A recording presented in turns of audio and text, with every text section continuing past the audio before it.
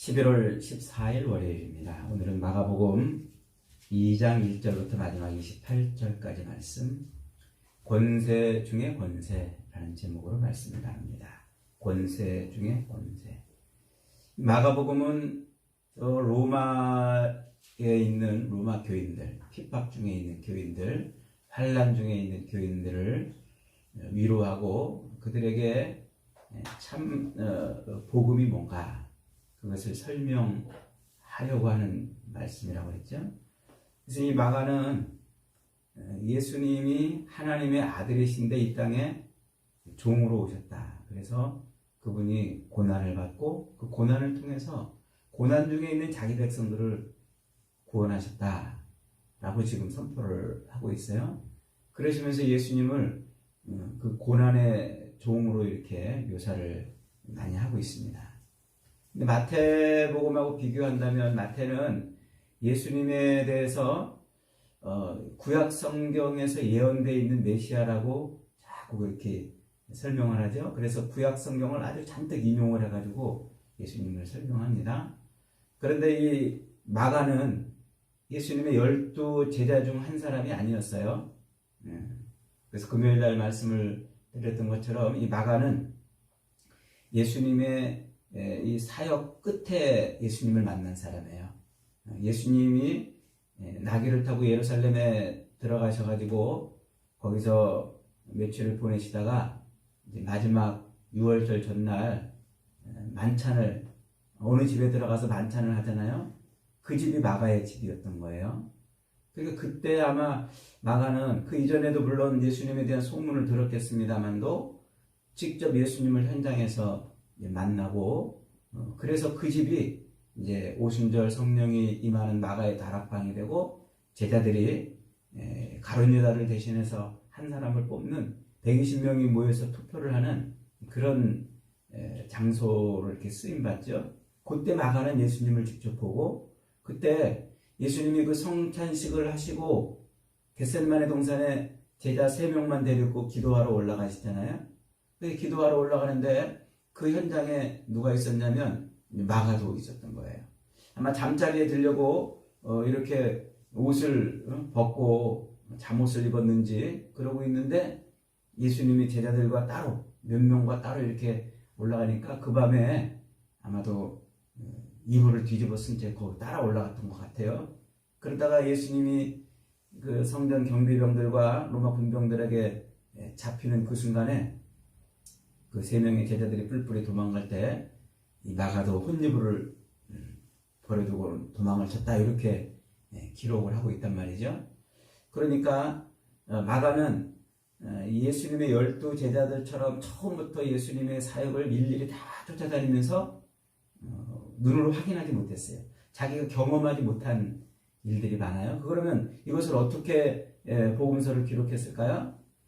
주로 이제 제자들에게 많이 들었을 거예요. 그런데 특별히 누가 마가를 총애했냐면 베드로가 마가를 굉장히 총애해요. 그래서 베드로가 자기 아들처럼 여겨준단 말이죠.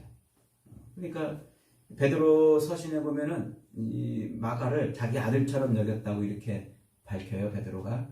그걸로 봐서 베드로는 아마 이 마가에게 자기가 그동안 경험했던 예수님과의 경험했던 일들을 많이 소개를 해준 것 같아요. 그 이야기를 듣고 마가가 이제 복음서를 기록을 하는 거예요. 그러니까 이 마태복음하고 비교해 보면은 굉장히 내용이 작습니다. 작고 아주 이야기들이 간결합니다. 그리고 마태복음은 각 장마다 아주 그 이야기들이 의미를 서로 연결해 가지고 각 사건들을 이렇게 배치를 해놨어요. 마가복음을 읽어보면 이 마태복음하고는 다르게 그런 의미들이 연결되는 것이 좀 부족합니다. 그러니까 마가는 아마 들은 그대로 이렇게 나름대로 사건을 정리한 것이고 마태는 그 자기가 경험했던 그 사건이 무슨 의미인지 이게 왜 일어나야 됐고 이게 어떤 의미가 있는지를 그것을 잘 이렇게 설명을 했지만 마가는 사건을 나열하는 정도로 이렇게 기록한 걸로 보여집니다. 오늘 우리가 읽은 이 2장은 중풍병자를 치유하는 사건과 그리고 마태를 부르는 장면, 그리고 세리와 죄인들과 식사하는 문제에 대해서 바리새인과 서기관들이 지적하고 예수님께 따지는 문제 있죠. 그 다음에 마지막 금식에 대한 요한의 제자들과 바리새인들의 문제 제기에 관한 이야기를 다루고 있습니다.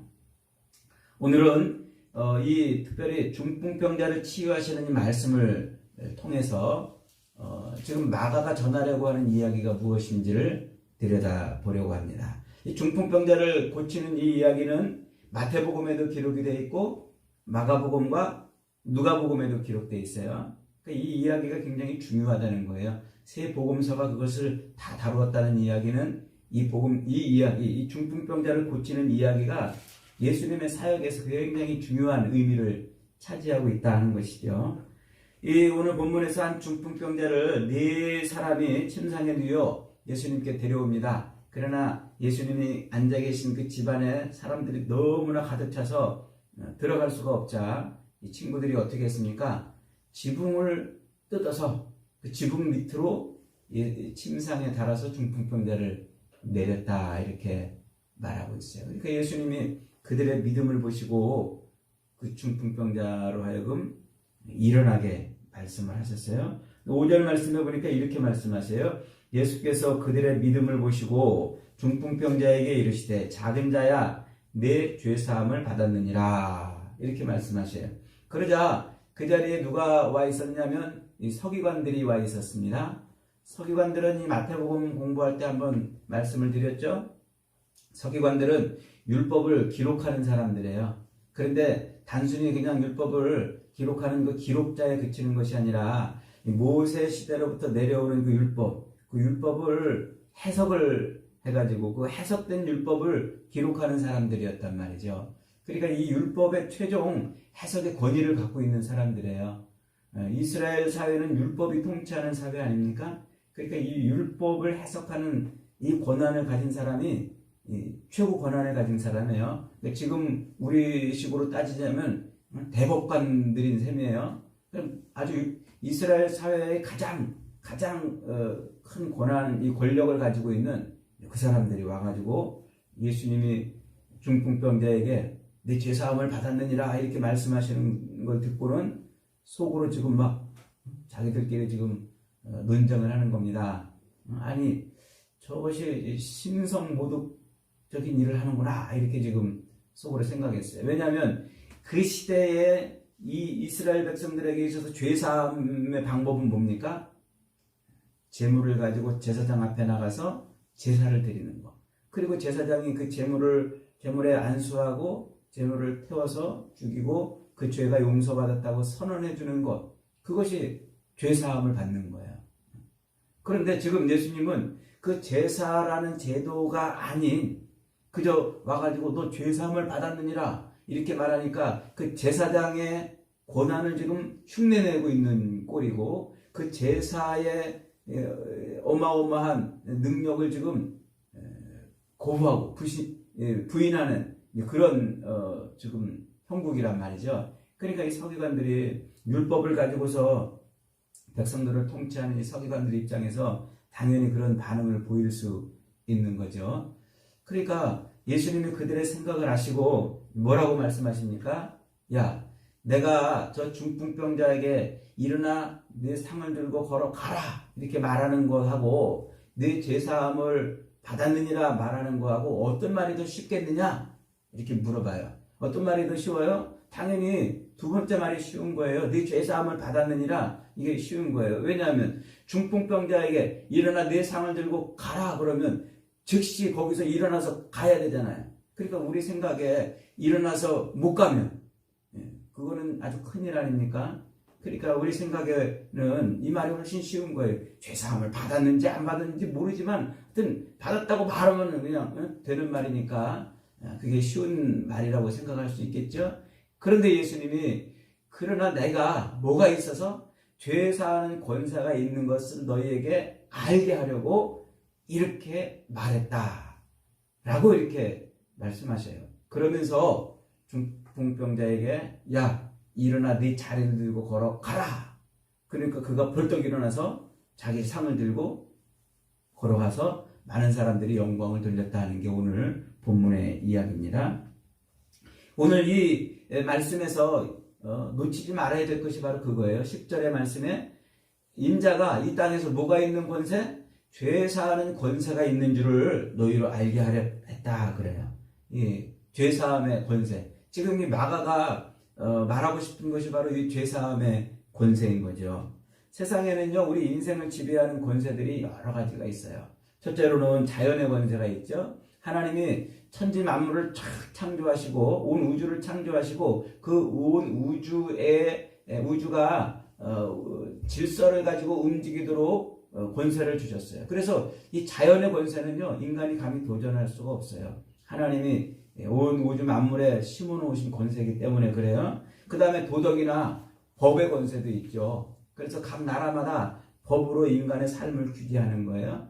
잘못하면 혼을 내고 그 법으로 인간의 삶을 바르게 하려고 그렇게 하는 거죠. 이 법의 권세도 대단한 거예요. 또 세상에서 중요한 권세가 뭐 있습니까? 돈의 권세. 여러분이 돈의 권세 대단하잖아요. 돈은 사람을 죽이기도 하고 때로는 살리기도 하는 이런 권세까지 있잖아요. 그러니까 예수님이 세상에서 재물과 하나님을 겸하여 섬기지 못한다 이런 말씀을 하시잖아요. 그 재물이라는 게 돈이라는 거예요. 돈의 신, 만몬. 이 만몬에서 머니, 돈이라는 말이 나왔잖아요. 그러니까 하나님과 돈을 비교하고 있단 말이에요. 그러니까 이 돈의 권세, 만몬의 권세가 대단하다는 것을 말씀하고 있는 거죠. 우리가 잘 알고 있는 엘빈 토플러라는 사람이 있어요. 미래학자인데 이 사람이 이런 얘기를 했어요. 앞으로는 지식과 이 정보의 권세, 이 권세는 앞으로 이 지식과 정보로 이동할 것이다. 그래서 지식과 정보를 많이 가지고 있는 사람이 세상을 뒤흔들 것이다. 이렇게 예언한 바가 있어요. 예측한 바가 있어요. 그러니까 지금 이제 앞으로 또 이제 이 사회는 그 지식과 정보로 세상을 움직이는 그런 힘들이 있단 말이에요. 이런 게 다 권세예요. 권세. 우리 인간의 삶을 좌지우지하는 그런 권세 말이죠. 근데 오늘 지금 마가는 그런 인간의 삶을 좌지우지하는 그런 권세, 그 권세 중에 최고의 권세가 뭔가? 그걸 지금 소개하고 있단 말이에요. 진짜 우리의 인간의 삶을 이렇게 저렇게 흔들고 움켜쥐고 있는 권세. 그 권세가 뭐냐라고 지금 소개하고 있는 것이죠. 첫째 권세는 뭐라고 지금 말하고 있습니까? 죄의 권세.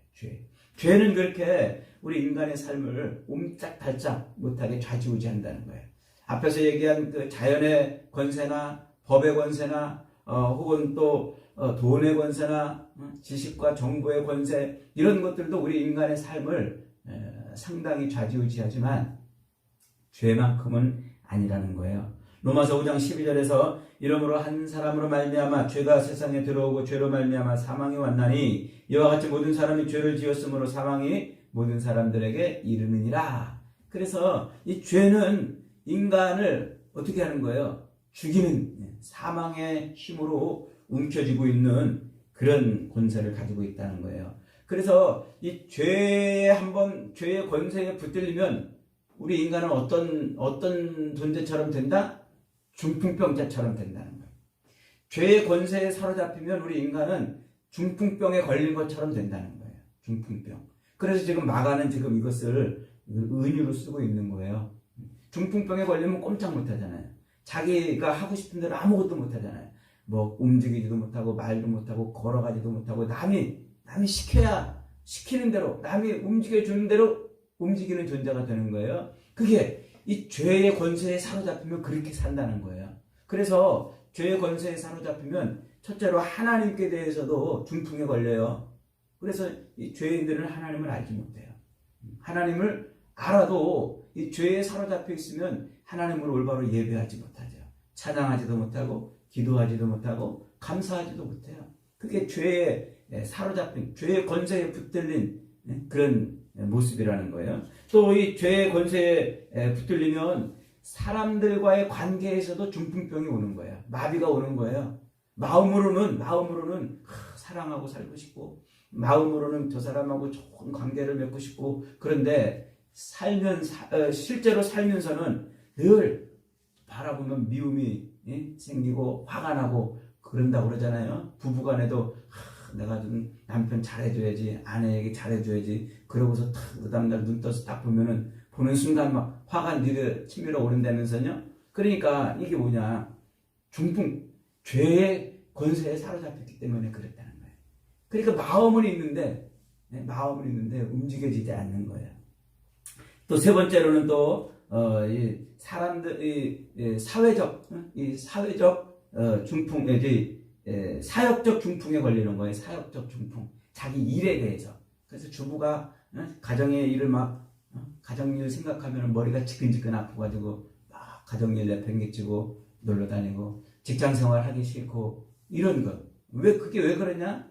인간의 본성, 죄가 우리 인간의 본성을 움직여가지고 놀고 싶고 쉬고 싶고 즐기고 싶고 이런 걸 내동댕이 치고 싶은 거예요. 그런 거에 걸리면은요, 사람들이 자기 일에 대해서 꼼짝하지 않고 하기 싫고 그런 거죠. 그 다음에 네 번째가 자기 마음을 마비시키는 거예요. 마음을 마비시키는 거예요. 이 심적인 중풍에 걸리는 것이죠. 마음이나 의지나 내 마음으로는 착한 일 하고 싶고 좋은 일 하고 싶은데 늘 마음대로 못 사는 거예요. 이게 왜 그렇습니까? 죄가 그 사람을 사로잡아 가지고 그를 꼼짝 못하게 하는 거예요. 하나님과의 관계도 마비시키고 다른 사람들과의 관계도 마비시키고 자기 일에 대해서도 마비시키고 자기 마음조차도 자기 마음대로 할 수 없게 그렇게 한다는 거예요. 그래서 그걸 지금 꼼짝 못하고 있는 중풍병에 비유해가지고 죄의 권세에 사로잡히면 그렇다는 거예요. 그래서 이 마가는 그런 죄의 권세를 깨트리는 그 더 큰 권세에 우리가 사로잡혀야 된다고 지금 말하고 있는 거죠. 그 죄보다 더 강한 권세가 뭡니까? 그것은 바로 죄를 용서하는 권세. 죄를 용서하는. 그래서 5절에 예수님이 그러셨잖아요. 예수께서 그들의 믿음을 보시고 중풍병자에게 이르시되 작은 자야 네 죄 사함을 받았느니라.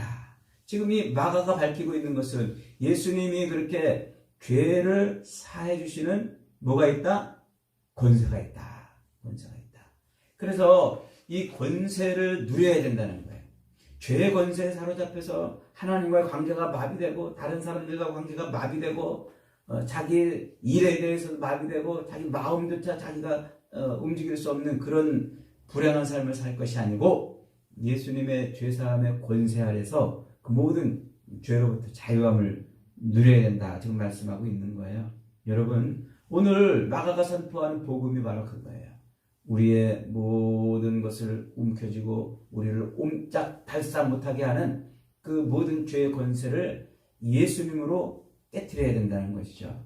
여러분, 우리에게 지금 가장 필요한 것이 바로 이 권세인 줄 믿으시기 바랍니다. 예수님으로 인해서 죄의 권세를 깨트리고 죄의 용서함의 권세를 누려야 되겠습니다. 그래서 우리는 예수님께 나가야 돼요. 이 중풍병자, 옴짝달싹 못하는 그 중풍병자를 기어이 주님 앞에 데리고 나와가지고 죄 용서함을 받았던 그런 것처럼 우리도 어떻게 해야 된다는 거예요? 기어이 주님 앞에 나가서 죄 용서함을 받아야 된다는 거예요. 그래야 사는 겁니다. 사랑하는 여러분 매일매일 주님 앞에 나가서 엎드리십시오. 주님 앞에 나가서 우리 죄를 용서해 달라고 이 죄의 권세를 깨트려서 우리로 하나님과의 관계가 자유로워지고 사람들과의 관계가 풍성해지고 또 우리가 맡겨진 일들에 대해서 5달란트, 2달란트 받은 자처럼 충성할 수 있는 그런 마음이 솟구치게 해달라고 기도해야 돼요. 그렇게 할 때 우리는 죄의 권세가 아닌 주님의 죄사함의 용서의 권세에 붙들리는 거예요. 그 주님이 우리에게 또 이렇게 말씀하셨어요. 너희가 땅에서 매면 하늘에서도 매일 것이요 땅에서 풀면 하늘에서도 풀리리라고 그러면서 우리에게 이 죄사함의 권세를 선포하는 그런 은혜를 주셨잖아요. 그래서 우리도 죄사함의 권세를 세상에 선포해야 된다고 오늘 지금 마가가 말하고 있는 것입니다. 사랑하는 여러분, 저와 여러분은 죄의 권세에 사로잡혀서 늘 염려와 걱정과 불안과 근심으로 초조하며 살 것이 아니고 우리 주님이 그 모든 죄의 권세를 깨뜨리시는 그 은혜를 누려서 오늘도 주님이 주시는 평안과 기쁨으로 충만한 삶이 되시기를 주님의 이름으로 축복합니다. 아멘.